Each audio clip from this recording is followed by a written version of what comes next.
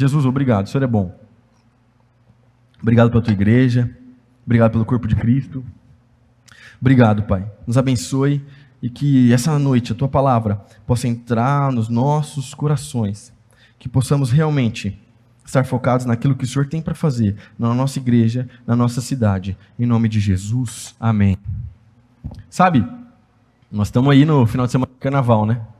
E, por exemplo, o pessoal da primeira era que levantou a mão, se fosse há um tempo atrás, a gente, nessa data, muito provavelmente, nós estaríamos num retiro de carnaval. Quem lembra do retiro de carnaval aí? Retiro de carnaval. Eu tenho e não tenho saudades do retiro de carnaval. Tenho saudades porque foi legal, a gente fez coisas divertidas com os nossos amigos, a gente zoou bastante, foi muito massa, mas eu não tenho saudade pelo motivo pelo qual nós paramos de fazer retiro de carnaval. Sabe qual é o motivo por que nós paramos de fazer retiro? Porque não cabe mais. Olha que problema bom de ter, não tem um lugar que cabe todo mundo.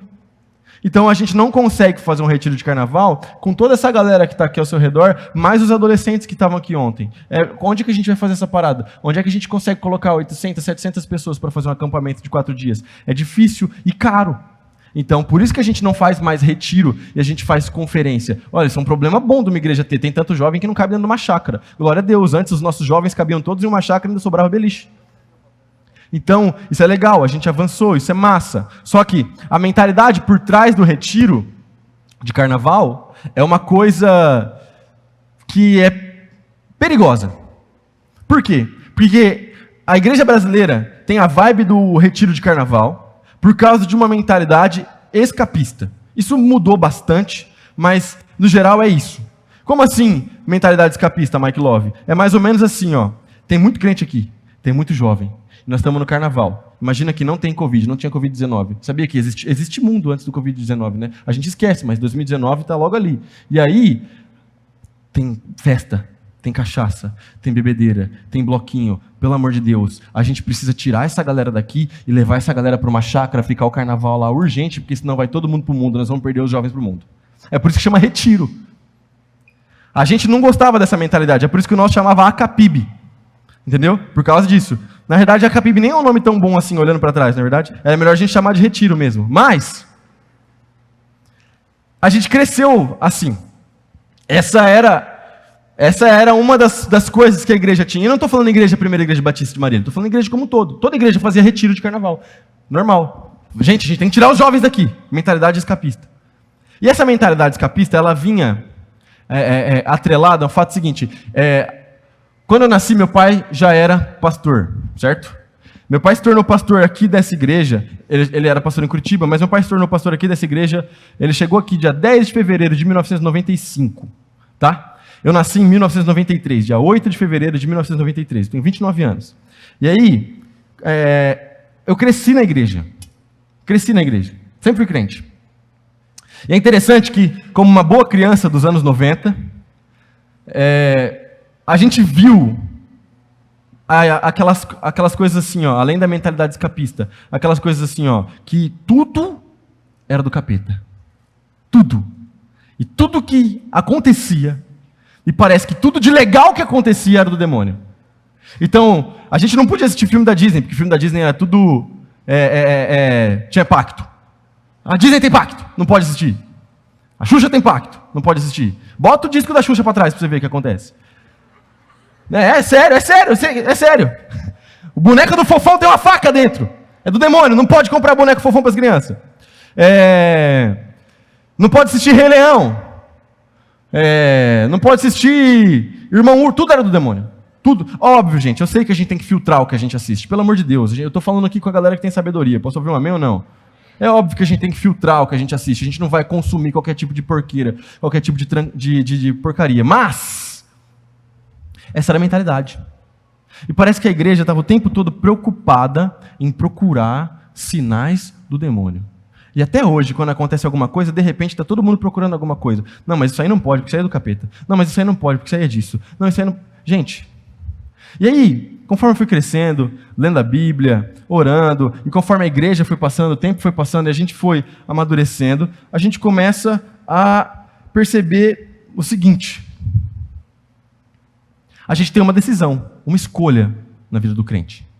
Ou a gente vive a vida como crente, procurando sinais do mal, procurando sinais do inferno, procurando maldade em tudo, e tudo é do demônio, e a gente acha que a gente vai viver numa caverna, como se a gente não tivesse aqui no planeta Terra, ou a gente pode mudar a nossa mentalidade, e a gente pode viver procurando sinais de Deus, procurando sinais do céu, procurando sinais do reino, e usar esses sinais para anunciar a vinda do Cristo. Tem alguém comigo aqui ou não?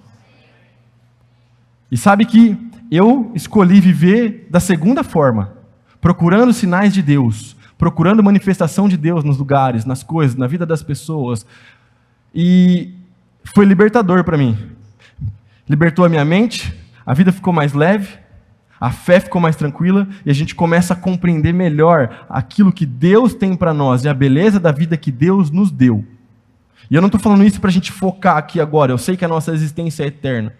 Mas pensa no peso que é viver uma vida de religiosidade, procurando o tempo todo só sinais do mal e sinais do inferno, e não pode isso, não pode aquilo, e tudo isso é do capeta.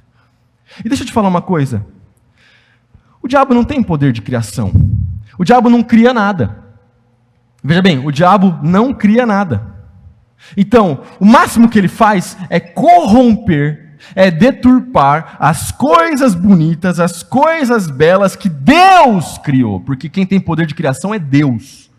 Deus cria, e o diabo simplesmente tenta embaçar as coisas, complicar as coisas. Então, o meu convite para você nessa noite, a primeira parte é: viva procurando sinais de Deus, da mão de Deus, do favor de Deus, daquilo que Deus está fazendo, porque Deus deixou sim manifestação dele. Romanos capítulo 1 vai dizer que Deus se manifesta através das coisas criadas, e que as pessoas eram indesculpáveis a respeito da sua existência, porque ao olhar para a criação, ao olhar para o céu, para as nuvens, para a chuva, para o sol, para as montanhas, ao olhar para as coisas que Deus fez, elas teriam que falar: poxa, Deus é bom, olha a graça que está sobre a nossa vida.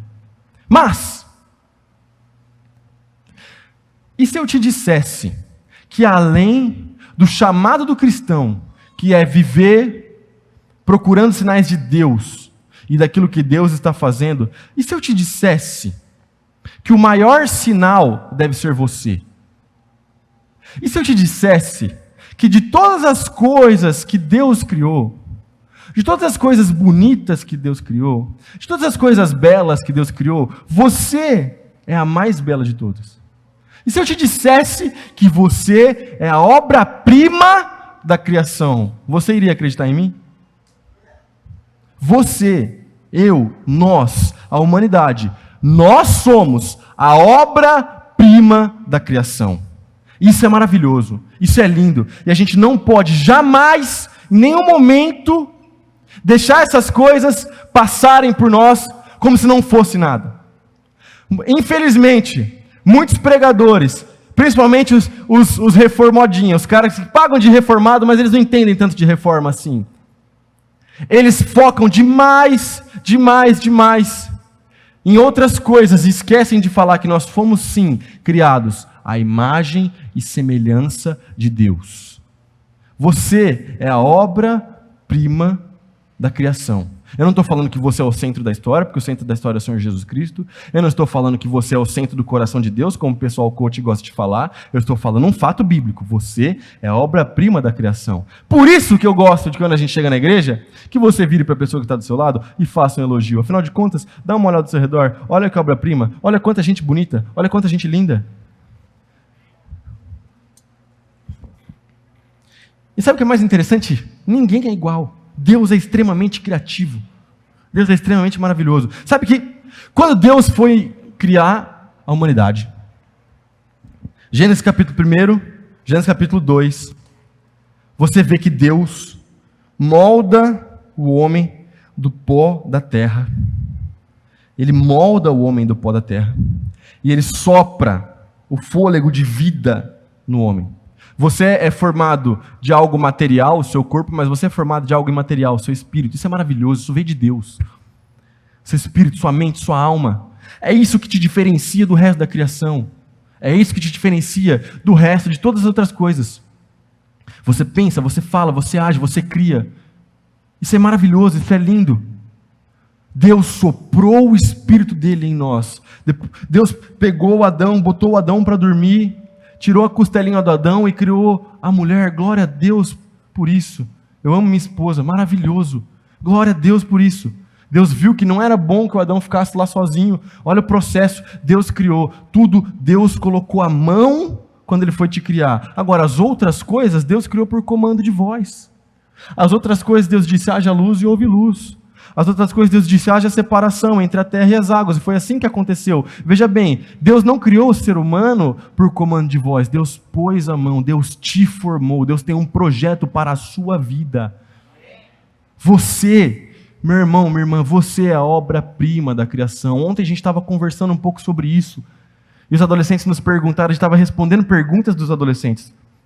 E eles nos perguntaram a respeito de autoestima, problemas de identidade. A maior parte dos problemas de identidade podem ser resolvidos pelo fato de que você compreende quem você é, quem é o seu pai e que Deus te fez, pelo qual propósito você está aqui nessa terra. Quando Deus criou o homem e a mulher, Ele colocou o homem e a mulher, Ele colocou o ser humano no topo da cadeia, Ele colocou o ser humano em posição de domínio, em posição de criação. Ele deu trabalho, falou, olha, cuida do jardim, cultiva o jardim. Imagina coisa maravilhosa, cultivar o jardim mais perfeito do mundo. Cultiva o jardim, cuida. Deus reuniu os animais, colocou perto do Adão e falou assim, dá nome para todos os animais. O Adão já estava trabalhando, dando nome para os animais. Que coisa maravilhosa, que coisa linda. É claro, a gente sabe, Gênesis capítulo 3, vem o pecado, corrompe a imagem e semelhança de Deus. Mas deixa eu falar uma coisa, tem algum salvo aqui nessa noite ou não? A partir do momento que você foi salvo, redimido pelo sangue de Jesus Cristo, essa parada começa a ser restaurada. E você começa a se conectar de novo com aquilo que Deus tem para a sua vida. E você começa a se conectar de novo com a imagem e semelhança de Deus. Você é a obra-prima da criação, mano. Isso é maravilhoso, isso é lindo demais. Agora, se parasse por aí, já estava bom. Se parasse por aí, já estava lindo demais. Agora, além do fato de você ser a obra-prima da criação, existe um chamado para nós. E esse chamado é para todos nós. E é esse sentimento, eu já falei um pouco sobre isso no Ministério Multi. Na verdade, eu fiz uma série sobre isso no Ministério Multi. Mas é esse sentimento que a gente precisa resgatar no crente. E aqui eu estou começando a pregar agora. Nós fomos chamados e nós somos todos uma nação de sacerdotes. Nós não somos simplesmente a obra-prima da criação. Ainda por cima nós possuímos uma função, e uma função maravilhosa, a função mais nobre do planeta Terra. Você, meu filho, minha filha, meu irmão, minha irmã, você é um sacerdote do Deus Altíssimo. Isso é para todo mundo. É do desejo de Deus. Olha que interessante. Olha isso aqui, ó. 1 Pedro, capítulo 2, versículo 9. Vocês, porém, são um povo escolhido, reino de sacerdotes, nação santa, propriedade exclusiva de Deus. Assim, vocês podem mostrar às pessoas como é admirável aquele que os chamou das trevas para a sua maravilhosa luz. Dá um amém no seu lugar. O sacerdote no Antigo Testamento, ele era o cara que mediava o relacionamento do povo para com Deus. A gente não precisa mais de um mediador por causa que o Senhor Jesus Cristo é o nosso mediador. A gente não precisa mais de alguém entre nós e Deus, porque agora Jesus Cristo está entre nós e Deus. Ele fez a ponte. Posso ouvir um amém ou não? Mas o sacerdote tinha uma função no Velho Testamento. Ele entregava os sacrifícios, ele oferecia sacrifícios a Deus, e isso era uma atitude de adoração. E essa função sacerdotal de adoração, ela permanece para mim e ela permanece para você. Você, além de ser a obra-prima da criação, a primazia, o que tem de mais bonito, você possui uma função, viver uma vida de adoração e levar outras pessoas a adorarem ao Criador. Meu irmão, as pessoas estão carentes. As pessoas estão clamando desesperadamente por sentido, por algo que resolva a dor que elas estão sentindo. As pessoas estão desesperadas. Você é a voz. Você é sacerdote. A gente precisa recuperar isso. Por quê? Porque às vezes a pessoa chega na igreja, entra pelas portas, senta, assiste o pastor pregar, ouve o louvor, acha bonito, acha legal, sai por aquelas portas, mas não entende que possui uma função no reino de Deus. Todos nós possuímos uma função. Todos nós. Veja bem, pregar na igreja, falar na igreja, e quando eu digo igreja, estou falando corpo de Cristo, não é só para o pastor.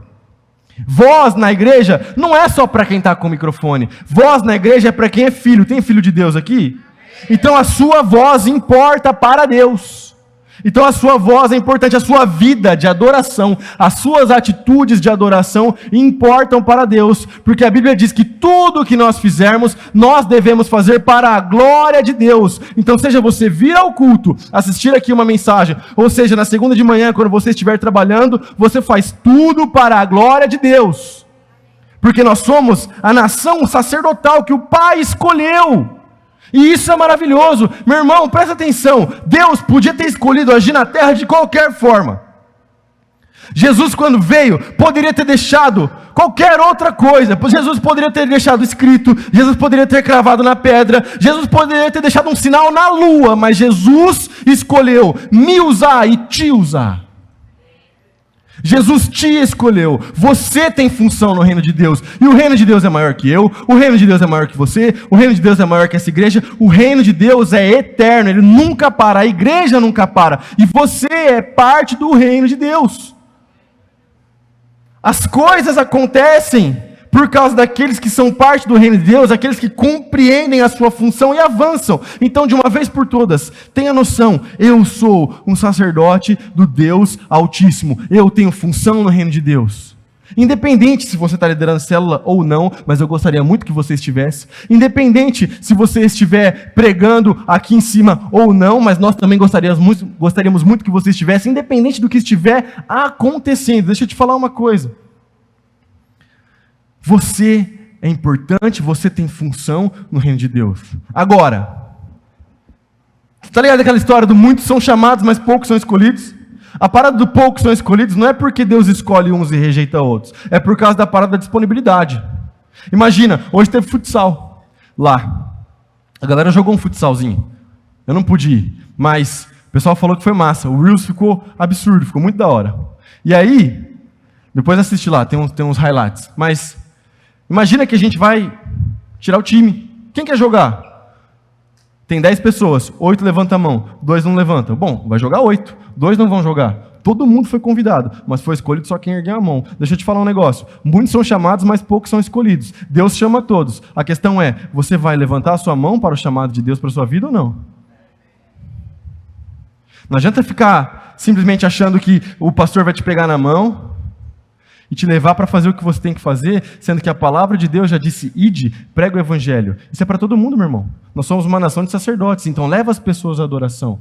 Interessante que hoje no evangelismo, a gente entrou em uma loja, e eu falei, olha, meu nome é Davi, eu sou da Primeira Igreja Batista de Marília, a gente está passando no comércio, conversando e tal, e a gente está orando pelas pessoas, e a gente queria orar por vocês aqui. A gente pode orar por vocês, pelo patrão, a gente pode orar? E aí, a mulher que me atendeu falou assim, olha, acho que meu patrão não, ele tem outra fé, ele tem outro tipo de religião, eu acho melhor não, acho que vai dar rolo, deixa quieto, mas obrigado e tal, eu sou cristã também. E aí, enquanto ela estava falando, eu parei para prestar atenção, e estava tocando a música do Vilas Boas na caixinha de som.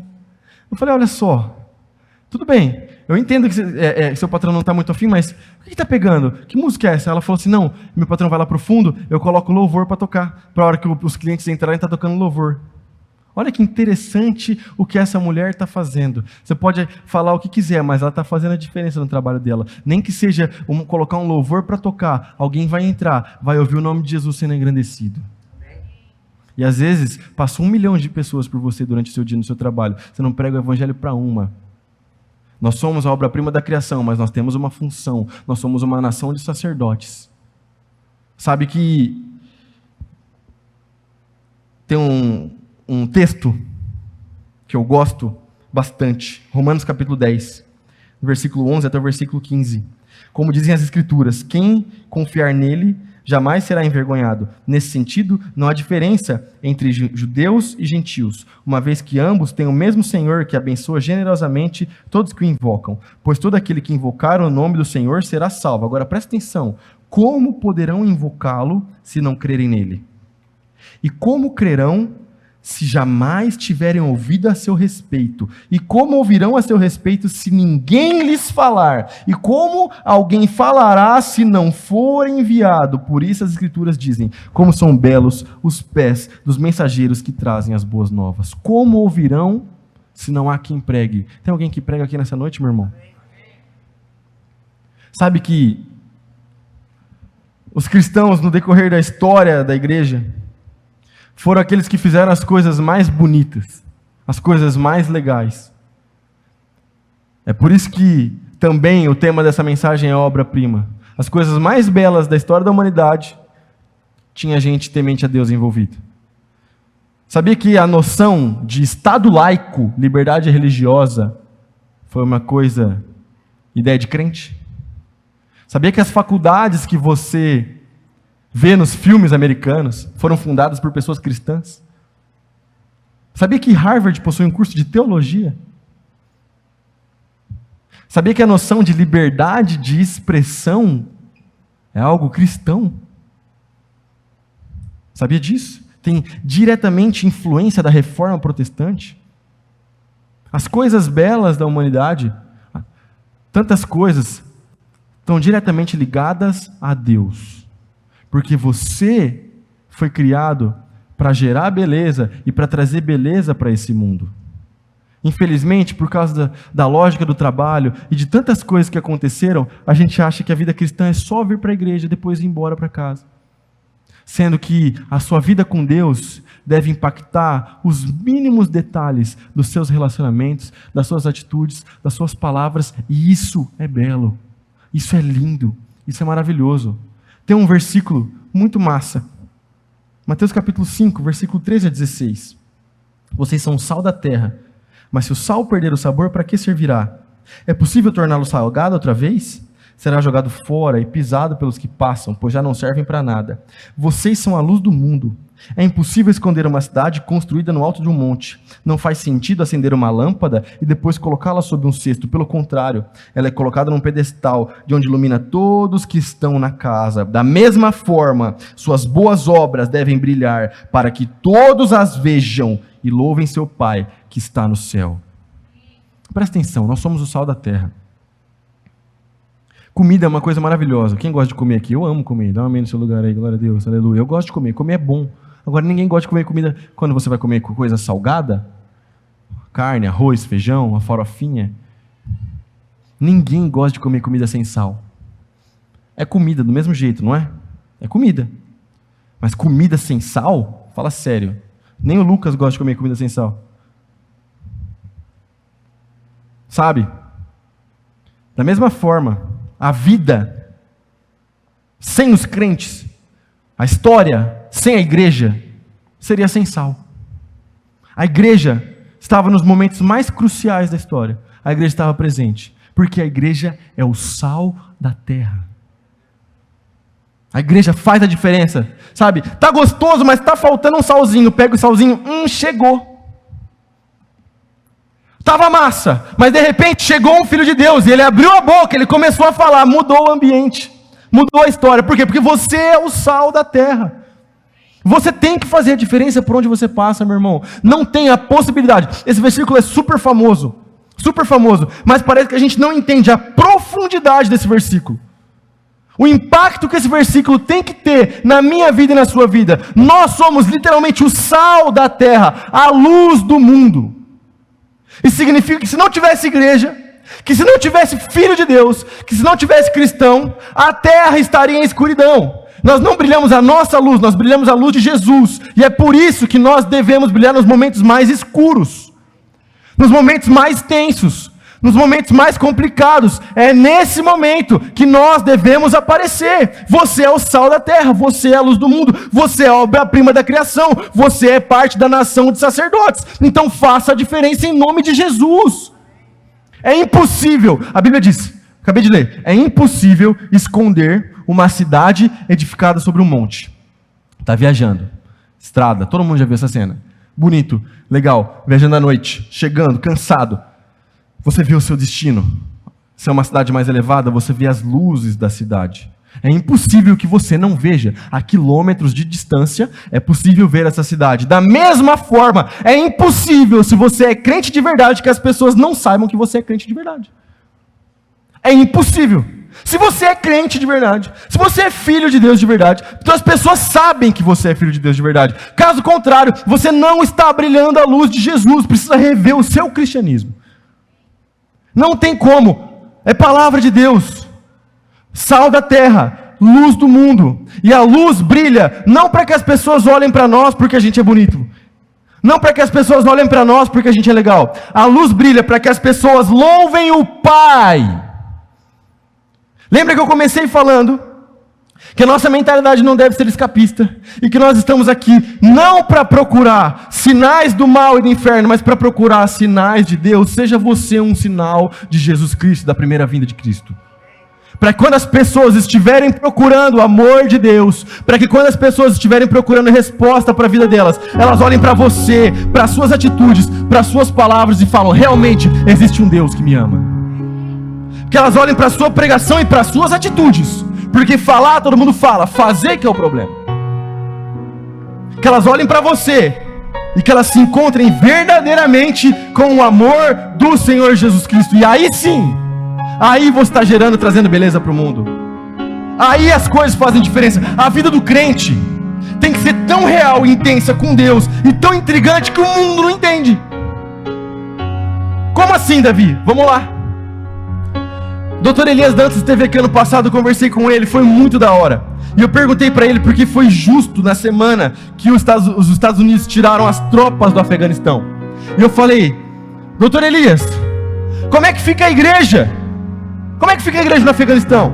Dr. Elias me deu uma resposta, ele falou assim, Davi, a igreja continua sendo igreja, a igreja continua brilhando a luz, e é agora que a igreja vai ser mais útil do que nunca naquele lugar. Uou! Olha a resposta desse homem. Aí essa semana, a gente recebeu o Luca Martini, ele tem família lá na Ucrânia. Pessoas da família dele estão lá em Kiev agora. E eu falei com ele, falei, brother, como é que fica a igreja nesse momento de conflito? Como é que fica a igreja nesse momento agora? A resposta do Luca Martini foi idêntica à resposta do Dr. Elias Dantas. Ele falou, Davi, falou para mim aqui atrás, Davi, a igreja continua sendo igreja, brother. A igreja continua brilhando a luz de Jesus. A igreja continua anunciando. E ele falou um pouco sobre isso quando ele pregou aqui. É na hora mais escura, quando a noite é mais tensa, é nesse momento que a luz brilha mais forte. É na hora da batalha, é na hora da guerra, é na hora da luta que você brilha a luz de Jesus e mostra a beleza do Deus que nos ama e enviou seu único filho para morrer na cruz por nós. É